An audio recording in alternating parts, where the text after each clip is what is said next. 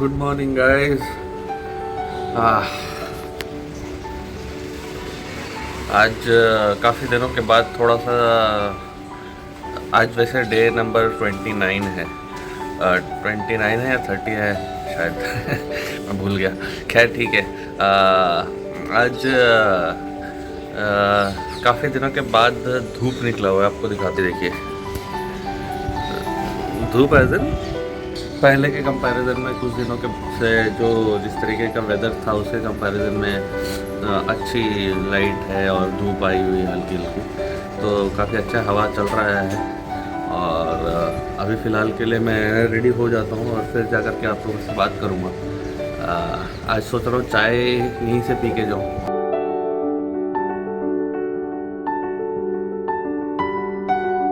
तो गाइस मेरी चाय रेडी हो चुकी है और एट द सेम टाइम मैंने कल खाखरा ऑर्डर किया था खाने के लिए, तो ब्रेकफास्ट में ही यूज़ कर लेते हैं इसे। खाखरा और चाय गुजराती नाश्ता है ये, ब्रेकफास्ट में यही कर लेते हैं और ऑफिस जा कर के डायरेक्ट काम ही करेंगे फिर, है ना।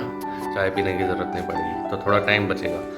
अब हम कुछ डिस्कशन करेंगे आफ्टर हैविंग माई ब्रेकफास्ट। जो मैं आज बात करने जा रहा था कि वैसे तो आइडली अगर आप लोग सोशल मीडिया पे एक्टिव हो या फिर आप सोशल मीडिया देखते हो रहते हो, तो आपको एक चीज़ जो आती होगी ना, वो मीम्स काफ़ी आती हैं कॉर्पोरेट वर्ल्ड को लेकर के कि यहाँ पे ये होता है, यहाँ पे ये होता है, और उसके हिसाब से मीम्स काफ़ी सारे बनते रहते हैं।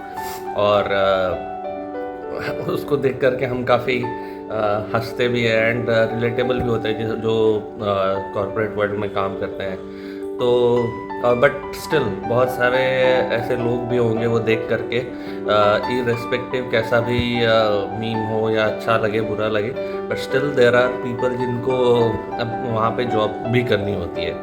सो जब वो जॉब करनी है तो वो आज उसी के बारे में हम डिस्कस करेंगे कि आप इस पे कैसे जॉब पे आ सकते हो, है ना।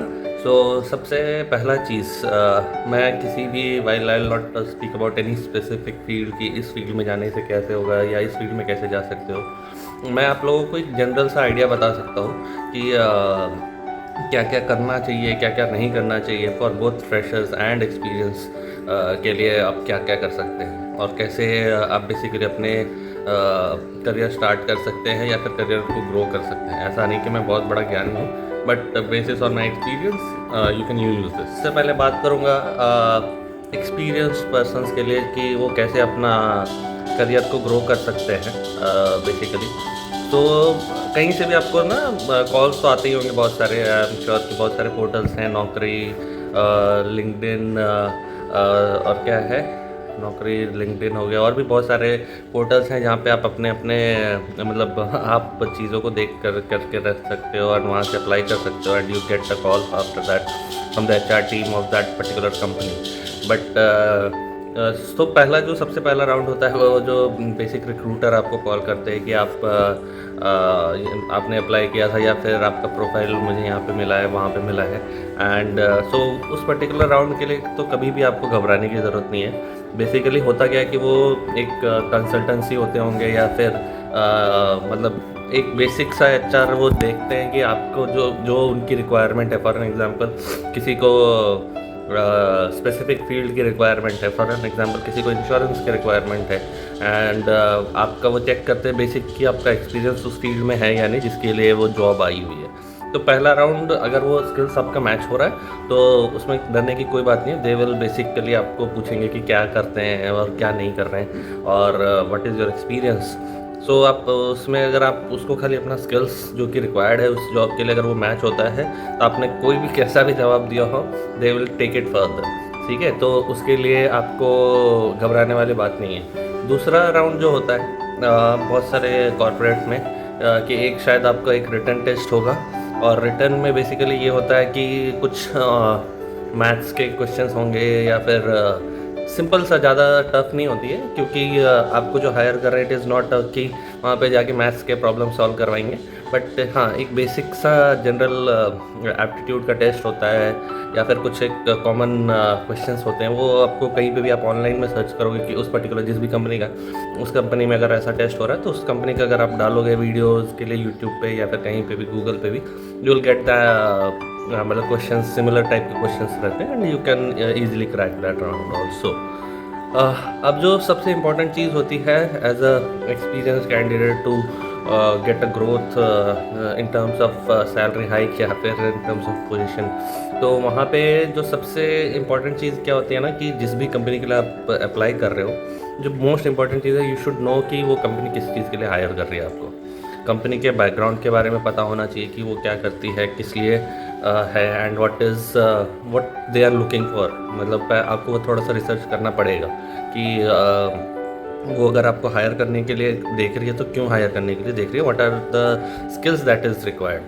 कि फॉर एन एग्जांपल अगर किसी को सेल्स के लिए जाना है तो यू शुड बी प्रिपेयर्ड कि सेल्स में कैसे क्या करते थे आप, एज अगर आपका एक्सपीरियंस है तो you should will have to tell कि अपना एक्सपीरियंस क्या है, किस तरीके से आप सेल्स करते थे या फिर करवाते थे अपनी टीम के साथ में, या फिर वट एवर स्किल्स जो भी है आपको, वाइल आपको जेडी के थ्रू, जेडी पे तो जाना ही पड़ेगा, JD as a job description, कि जो कि आपके मेल पे आया होगा फ्रॉम द रिक्रूटर या फिर जो कंसल्टेंसी की टीम होती है वो तो वो आपको उसमें गो थ्रू कीजिएगा, एंड उसके बेसिस पे आप अपना इंटरव्यू के क्वेश्चंस या आंसर्स प्रिपेयर कर सकते हैं। ठीक है, अब उसके बाद में क्योंकि आप एक्सपीरियंस हो तो आपको अपने जहाँ पे भी आप काम कर रहे हो करंटली, उसका एक्सपीरियंस, रिलेवेंट एक्सपीरियंस बतानी पड़ेगी, and how that experience will be helpful नए ऑर्गेनाइजेशन में टू ड्राइव दैट पर्टिकुलर चीज़ जिसके लिए भी आपको हायर किया जा रहा है। ठीक है, तो वो बहुत बताना बहुत ज़रूरी है। फॉर एग्जांपल अगर आपको सेल्स के लिए भी अगर मैं बात करूँ फॉर एग्जांपल, तो आपको ये बताना पड़ेगा कि आपने ये एक्टिविटीज़ करी है अपने पास्ट ऑर्गेनाइजेशन में, जिसके वजह से आपका सेल्स का नंबर यहाँ था और यहाँ से यहाँ बढ़ गया, है ना। तो नंबर्स, जब आप नंबर्स के साथ बात करते हो तो it definitely makes a lot of sense, and people are impressed getting, I mean interviewers get impressed कि आपने ये एक्टिविटीज़ करी, एंड उसके वजह से आपका सेल्स के नंबर्स बढ़े, या फिर आपके जो टारगेट्स हैं for anything, it is not only about sales, या फिर किसी भी चीज़ को लेकर के वो नंबर्स इम्प्रूवमेंट हुआ है। तो ये सारी चीज़ें आपको करनी पड़ेगी। प्लस जैसे मैंने आपको बताया, जो ये सारी चीज़ों के साथ साथ आज के टाइम पे जो भी स्किल्स आपके पास हैं, उसके अलावा जो सबसे इम्पॉर्टेंट चीज़ है, दो इम्पॉर्टेंट चीज़ हैं। सबसे पहला, सबसे ज़्यादा इम्पोर्टेंट एंड सबसे पहला है ये है कि पहला, आपका कम्युनिकेशन बहुत ही अच्छा होना चाहिए, है ना। तो क्योंकि कम्युनिकेशन, किस तरीके से आप बात करते हो, नंबर्स किस तरीके से बताते हो, किस तरीके से आप स्टोरी बिल्ड कर पाते हो चीज़ों को लेकर के, तो वो सबसे ज़्यादा इम्पोर्टेंट है गाइस। ठीक है, अगर वो आप कर पाते हो तो आप ना शायद 80% या 60 to 80% आपका इंटरव्यू आप समझ लो क्रैक्ड है। ठीक है, क्योंकि आपको नंबर्स तो खैर आप झूठ भी बोल दोगे तो वो नहीं आकर के चेक करने वाले कि आपके प्रीवियस ऑर्गेनाइजेशन में आप कितना सेल्स करते थे या फिर आपका कितना टारगेट अचीव होता था या नहीं होता था। इट इज़ जस्ट कि how you communicate better, and it is just कि हाउ यू प्रेजेंट योरसेल्फ। ठीक है, दूसरी जो सबसे इम्पोर्टेंट चीज़ है, you will have to tell the interviewer कि आप you are continuously learning things. जैसे अभी के टाइम की अगर मैं बात करूँ तो बहुत सारे स्किल्स ऐसे हो जाते हैं जो लाइक एआई की स्किल्स हो गए, मतलब एआई को कैसे यूज़ करना है, किस तरीके से यूज़ करना है, how to do things faster. तो वो सारी चीज़ों का ना आपको ये बताना कि यू आर कंटिन्यूस लर्नर, मतलब जो कि रेगुलर लर्न करता रहता है चीज़ों को, regular and a quick learner basically. तो ये चीज़ बहुत ही ज़्यादा इम्पॉर्टेंट होती है किसी के इंटरव्यू को क्रैक करने के लिए। एंड वाइल आपके जो स्पेसिफिक स्किल्स होंगे अपने फील्ड को लेकर के, वो तो होने ही है, क्योंकि वी कैन नॉट हैव, मतलब किसी को भी ऐसा नहीं उठा करके रख लेंगे। वो जो इंटरव्यू ले रहा है उनको भी पता है कि क्या करना है क्या नहीं करना है। तो ये 3 वेरी इंपॉर्टेंट चीज़, I will try to recap all this thing. सबसे इम्पॉर्टेंट चीज़, पहला, जिस भी कंपनी के लिए आप अप्लाई कर रहे हो उसके लिए आपको प्रिपेयर्ड होना है कि वो किस तरीके की ऑर्गेनाइजेशन है, क्या काम करती है, एंड आपका जो रोल है वो किस तरीके से हेल्पफुल रहेगा, पहला पॉइंट। दूसरा पॉइंट, आपको अपने कम्युनिकेशन स्किल्स के ऊपर में काफ़ी ज़्यादा ध्यान देना, ठीक है, क्योंकि नंबर्स तो होते रहेंगे, ऊपर नीचे होता है। एंड लाइक आई टोल्ड, जो इंटरव्यूअर है वो आपके ऑर्गेनाइजेशन में आकर के चेक नहीं करेगा कि आपका क्या स्कोर्स थे, कितना क्या नंबर्स था, या क्या टारगेट होता था या नहीं होता था, बट आपका ये वो ज़रूर देखेगा कि how confidently you are speaking, how good you are able to build a story with the numbers, या फिर जो भी आपका प्रेजेंटेशन है उसके हिसाब से। And third is the continuous learning or the eagerness to learn and learn quickly, है ना, क्योंकि आज के टाइम पे जिस तरीके से चीज़ें फास्ट पेस पे चल रही है, वो सारी चीज़ें आपको, अगर आप अपने आप को अपग्रेडेड नहीं रखोगे, and at the same time with velocity से मेरा मतलब है कि आपको चीज़ें जल्दी जल्दी एग्जीक्यूट करवाना है, तो you will have to be a very quick learner, and at the same time you should be always ready to learn. So this is the top 3 things for an experience. आज का video already काफ़ी बड़ा हो चुका होगा शायद, तो हम ये करते हैं कि इसको 2 भाग में करेंगे, इस वीडियो को 2 भाग में करेंगे। पहला एक्सपीरियंस के लिए मैंने बता दिया, दूसरा कल जब हम बात करेंगे it will be for freshers, ठीक है। सी यू अभी के लिए। एंड लाइक आई टोल्ड, मैंने ऑलरेडी ब्रेकफास्ट कर लिया है, चाय भी पी ली है, तो अभी सिर्फ ऑफिस जाना है। ऑफिस जा कर के काम पे लग जाएंगे, और काम पे लगने के बाद में आज कुछ शायद ऑफिस में एक छोटा सा फंक्शन भी होगा, तो वो उसको भी करवाना है किसी तरीके से, वो हमारे डिपार्टमेंट से ही होगा, एंड तो टीम से करवानी पड़ेगी, मुझे भी करना पड़ेगा बहुत सारी चीज़ें, एंड फिर मिलते हैं। सो गाइज, अभी हम जा रहे हैं, जैसे सुबह में मैंने आपको बताया था ऑफिस में एक फंक्शन है, तो उसके लिए केक लाने के लिए जा रहे हैं। तो ये रही कुछ रास्ते, आपको दिखाता हूँ मैं बाकी आराम से भाई। ये रहा गाइस हमारा एक और मजदूर भाई, कैसे हो? नया मजदूर बना है, हमारी टीम में आया है, बाकी चला रहा है, पता नहीं ठोकेगा ना रास्ते हमारे केक लाने के लिए।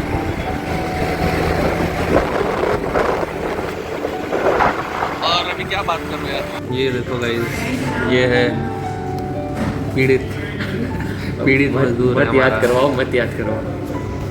ऑफिस के पॉलिटिक्स से परेशान हो गया है, अंधेरा आ गया क्या, और पॉलिटिक्स से परेशान हो गया, और हम आए हैं अभी इसके परेशानी का बांटने के लिए दुख दर्द पीड़ा मिटाने के लिए। तो बताइए भाई सर।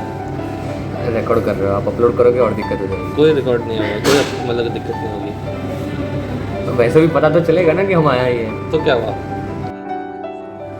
तब हम खा लेते हैं, पेट पूजा कर लेते हैं, है ना। हाँ यार। तो गाइस, मैं घर पे आ गया था काफ़ी देर पहले, और मैंने खाना भी बनाया है, रोटी है, दाल है, दही है, इसमें नमक अभी नहीं डाला है, लेकिन मैं डालूँगा नमक, और डिनर करते हैं, फिर जा कर के देखते हैं। सो गाइस, अभी मैं थोड़ा सा बाहर निकला हूँ, घर के बाहर इसलिए निकला हूँ, एक प्रिंट आउट निकालना है, थोड़ा सा अर्जेंट है, तो वही करना पड़ रहा है। चलना अभी थोड़ा सा दिक्कत हो जाती है कई बार खाना, क्योंकि डिनर कर लिया है, और डिनर करने के बाद में अब जा रहा हूँ थोड़ा, तो इसके लिए